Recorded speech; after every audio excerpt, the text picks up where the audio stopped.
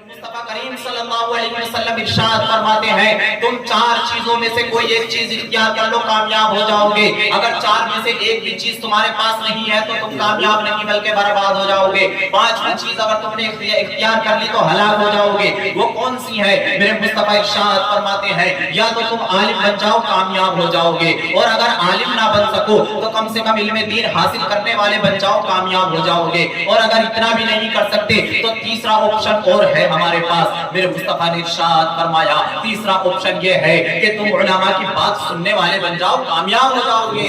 लेकिन अगर तुम्हारे पास ये ऑप्शन पूरा करने का भी मौका नहीं है तो फिर आखिरी ऑप्शन है, आखिरी रास्ता है, उसे अपनाना पड़ेगा। और अगर इससे भी नील हो गए तो फिर नील बटा नील ही होकर जहन्नम के रास्ते की तरफ चल पड़ोगे। मेरे मुस्तफा इरशाद फरमाते हैं, या तो आलिम बन जाओ, कामयाब हो जाओगे। अगर ये नहीं कर सके तो इल्म दीन हासिल करने वाले बन जाओ, कामयाब हो जाओगे। ये भी नहीं कर सकते तो उलमा की बात सुनने वाले बन जाओ, कामयाब हो जाओगे। और अगर ये भी नहीं कर सकते तो एक चौथा रास्ता ये है, कम से कम उलमा से मोहब्बत करने वाले बन जाओ, कामयाब हो जाओगे।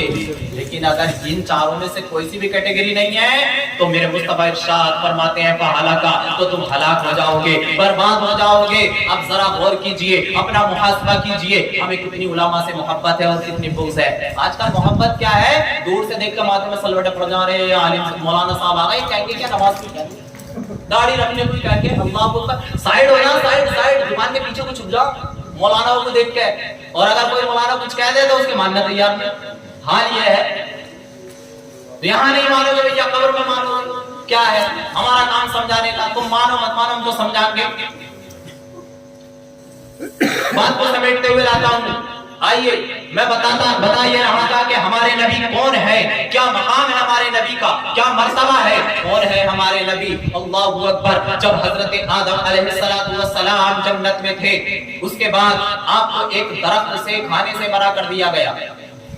हिकमत थी, हजरत आदम अलैहिस्सलाम ने उस दरख्त से खा लिया। रब ताला ने दुनिया में भेज दिया, हजरत आदम अलैहिस्सलाम को सरनदीप की पहाड़ी पर उतारा और हजरत हव्वा को जद्दा में उतारा। अब यहाँ पर हजरत आदम अलैहिस्सलाम अकेले थे, तन्हा थे, आपकी जिन्स का नहीं था, कोई आपका दिल लगाने वाला नहीं था, कोई आपका दिल बहलाने वाला नहीं था। अल्लाहु अकबर। हजरत आदम अलैहिस्सलाम जब जन्नत में रहते थे तो फरिश्तों का तस्बीह बयान करना सुना करते थे, फरिश्तों का तहलील बयान करना सुना करते थे, रब का जिक्र सुनते थे। हजरत आदम अलैहिस्सलाम का दिल लग जाता था। लेकिन जब यहाँ दुनिया में आए तो अकेले हैं, तन्हा है, खौफ लग रहा है, तारीकी है, अल्लाहु अकबर, दहशत लग रही है, मन नहीं लग रहा, दिल उचाट हो रहा है, दिल मिटा रहा है।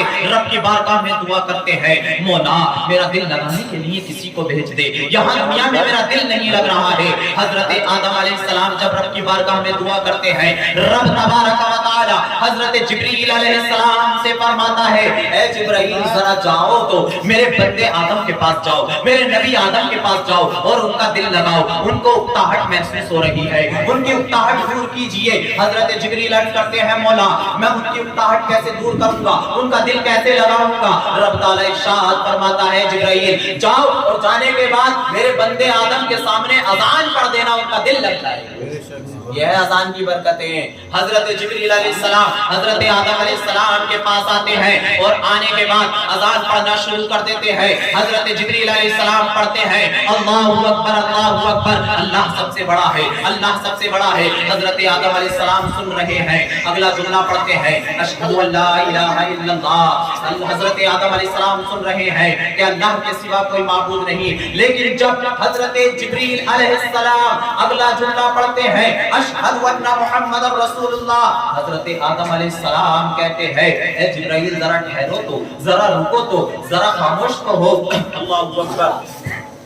हजरत आदम अलैहिस्सलाम कहते हैं, मन हाजा मोहम्मद, ये मोहम्मद कौन है, ये मोहम्मद कौन है। हजरत आदम अलैहिस्सलाम कहते हैं, ए जिब्राइल जब मैं जन्नत में था, अल्लाह तबारक व तआला ने मेरे जिस्म में रूह डाली तो मेरी आंख खुली तो मैंने अर्शे आज़म के पायों पर लिखा हुआ देखा, ला इलाहा इल्लल्लाह मुहम्मदुर रसूलुल्लाह। मैंने इस नाम को अल्लाह के नाम के साथ देखा था। ए जिब्राइल जरा बताओ तो یہ محمد کون ہے؟ میں نے جنت میں درخت کے پتوں پتوں پر اللہ کے نام کے ساتھ اس نام کو لکھا ہوا دیکھا تھا، میں نے حوروں کی پیشانی پر اللہ کے نام کے ساتھ محمد کا نام لکھا ہوا دیکھا تھا، میں نے غلمان کے سینوں پر اللہ کے نام کے ساتھ محمد کا نام لکھا ہوا دیکھا تھا۔ اے جبرائیل ذرا بتاؤ تو یہ محمد کون ہے؟ حضرت جبریل علیہ السلام کہتے ہیں اے آدم علیہ السلام یہ آپ کی اولاد میں سب سے آخری نبی ہوں گے، اے آدم علیہ السلام یہ خاتم النبیین ہوں گے۔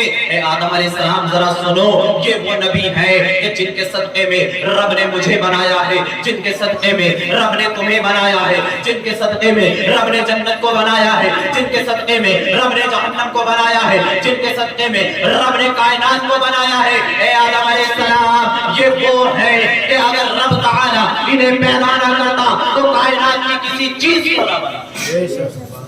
اللہ اکبر، یہ ہیں ہمارے آقا صلی اللہ علیہ وسلم۔ اور آگے بڑھتے ہیں، میں آپ کو بتاتا ہوں میرے نبی کی کیا شان ہے۔ ارے میرے نبی اگر آگ کو کہہ دے ٹھنڈی ہو جا تو وہ آگ بھی گلے گلزار ہو جایا کرتی ہے۔ ایک صحابی رسول ہیں جن کا نام ہے حضرت عمار ابن یاسر۔ حضرت عمار ایک کافر کے غلام تھے، ایک یہودی کے غلام تھے۔ میرے مصطفیٰ کریم صلی اللہ علیہ وسلم نے مکہ میں اعلان کر دیا ہے لوگوں سنو، میں اللہ کا آخری رسول ہوں، میں اللہ کا آخری نبی ہوں، میں تمہیں اسلام کی دعوت دیتا ہوں، آؤ اور اسلام کو قبول کر لو۔ جب حضرت عمار ابن یاسر نے سنا تو چپکے سے آئے اور آنے کے بعد میرے مصطفیٰ کے دست مبارک پر بیعت کی اور اسلام کو قبول کر لیا۔ اللہ اکبر، لیکن ابھی اپنے اسلام کو چھپایا۔ ایک دن آپ کے آقا کو پتہ چل گیا، ایک دن اس یہودی کو پتہ چل گیا کہ میرا غلام عمار کلمہ پڑھ چکا ہے، مسلمان ہو چکا ہے۔ اللہ اکبر، اس یہودی نے کہا اے عمار تو جن کا کلمہ پڑھ چکا ہے اس کلمے کو چھوڑ دے، تو نے جن کا کلمہ پڑھا ہے ان کو چھوڑ دے، ان کے دین کو چھوڑ دے، ان کے مذہب کو چھوڑ دے۔ حضرت عمار ابن یاسر کہتے ہیں کہ اے میرے دنیاوی آقا، میں تیری غلامی تو چھوڑ سکتا ہوں لیکن جس کا کلمہ پڑھ لیا ہے میں قیامت تک اس کا کلمہ پڑھنا نہیں چھوڑ سکتا۔ حضرت عمار ابن یاسر ہیں وہ یہودی حضرت عمار ابن یاسر پر طرح طرح کے ظلم کرتا ہے، طرح طرح کی اذیت دیتا ہے، طرح طرح کی تکلیفیں دیتا ہے۔ عمار ابن یاسر کو تپتی ہوئی دھوپ پر لٹاتا ہے اور اوپر سے بھاری وزنی پتھر رکھ دیتا ہے۔ اللہ اکبر، حضرت عمار ابن یاسر ایسی پریشانی میں بھی میرے مصطفیٰ کا کلمہ پڑھ رہے ہیں، ایسی پریشانی میں بھی میرے مصطفیٰ کا نام لے رہے ہیں۔ اللہ اکبر، حد تو یہاں تک ہے ایک دن وہ یہودی کیا کرتا ہے، آگ کے شعلے دہکاتا ہے۔ آگ کے شعلے دہکانے کے بعد حضرت عمار ابن یاسر کو ان دہکتے ہوئے شعلوں پر لٹا دیتا ہے اور لٹانے کے بعد اوپر سینے پر پیر رکھتا ہے اور وزنی پتھر رکھ دیتا ہے۔ حضرت عمار ابن یاسر کی کمر سے چربی پگھل کر بہنے لگتی ہے۔ ذرا غور کیجئے پیارے، اسلام ہم تک ایسے نہیں پہنچا ہے۔ صحابہ اکرام نے بڑی بڑی مشقتیں اٹھائی ہیں، بڑی بڑی پریشانیاں اٹھائی ہیں۔ حضرت عمار ابن یاسر آگ کے انگاروں پر لیٹے ہوئے ہیں، آپ کی کمر سے چربی پگھل رہی ہے، خون نکل رہا ہے، وہ خون شعلوں کو ٹھنڈا کر رہا ہے، لیکن حضرت عمار ابن یاسر ہے آپ کی آنکھوں میں آنسو تک نہیں ہے بلکہ کلمہ طیبہ پڑھ رہے ہیں۔ میرے مصطفیٰ کا گزر حضرت عمار ابن یاسر کے پاس سے ہوتا ہے۔ جیسے ہی حضرت عمار ابن یاسر میرے مصطفیٰ کو دیکھتے ہیں، میرے مصطفیٰ نے ارشاد فرمایا اے عمار کیسے حال ہے؟ میرے مصطفیٰ کو دیکھتے ہی حضرت عمار ابن یاسر کے آنسو نکل جاتے ہیں، حضرت عمار ابن یاسر رونے لگتے ہیں، اشک باہر ہو جاتے ہیں۔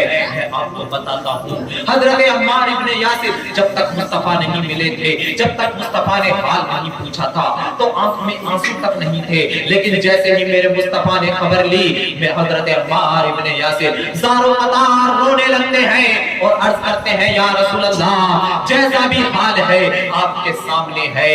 اللہ اکبر، حضرت عمار ابن یاسر کے اس حال کو دیکھنے کے بعد میرے مصطفیٰ نے آگ کی طرف اشارہ فرمایا اور آگ کی طرف اشارہ فرمانے کے بعد ارشاد فرمایا یا نار کونی بردن و سلاما علی عمار ابن یاسر کما کنت علی ابراہیم، اے آگ تو میرے غلام عمار پر ٹھنڈی ہو جا، سلامتی والی ہو جا، جیسا کہ تو حضرت ابراہیم خلیل اللہ پر ہو گئی تھی۔ اللہ اکبر، میرے مصطفیٰ نے اتنی دعا کی، میرے مصطفیٰ تشریف لے جاتے ہیں۔ اب اگلا دن آتا ہے، پھر یہودی آگ کے شعلے دہکاتا ہے، ان آگ کے شعلوں پر حضرت عمار ابن یاسر کو لٹاتا ہے۔ لیکن آج کا معاملہ الگ ہے، حضرت عمار ابن یاسر خوشی خوشی آگ کے شعلوں پر لیٹ رہے ہیں اور بڑے خوش نظر آ رہے ہیں۔ اس یہودی نے کہا، اے عمار کیا ہوا؟